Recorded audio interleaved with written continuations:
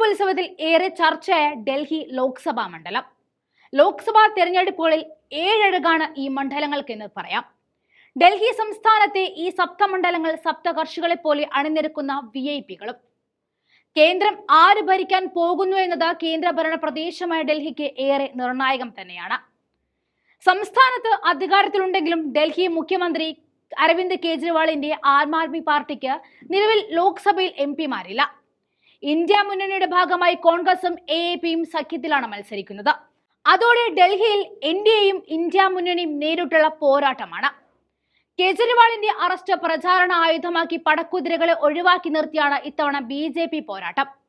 ജനാധിപത്യത്തിന്റെ ശ്രീകോവിലായ പാർലമെന്റും സുപ്രീം കോടതിയും തുടങ്ങി തലയെടുപ്പുള്ളതെല്ലാം പ്രതിനിധീകരിക്കുന്ന തലസ്ഥാനത്ത് എന്തുകൊണ്ട് BJP VIP-കളെ ഒഴിവാക്കി നിർത്തി? അതിനുള്ള ഉത്തരം ഭയം എന്നു തന്നെയാണ്.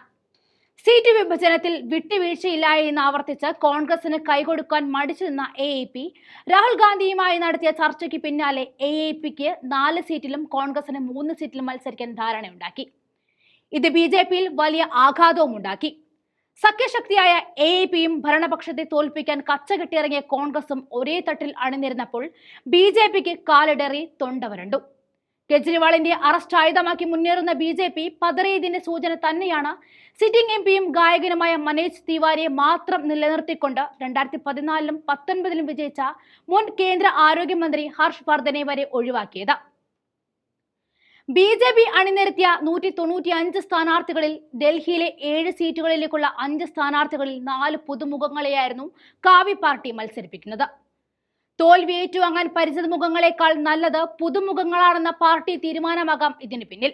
കെജ്രിവാളിന്റെ അറസ്റ്റിന് പിന്നാലെ നടന്ന പ്രതിഷേധങ്ങളും രാജ്യത്താകമാനം കേന്ദ്ര ഏജൻസി BJPയുടെ പാവകളാണെന്നുള്ള ആക്ഷേപവുമെല്ലാം പാർട്ടിയൊന്ന് ആടി ഉലച്ചിട്ടുണ്ട്. ചുരുക്കത്തിൽ ഡൽഹിയിൽ BJPക്ക് അവസരമൊന്നും വേണ്ട എന്ന് വ്യക്തം.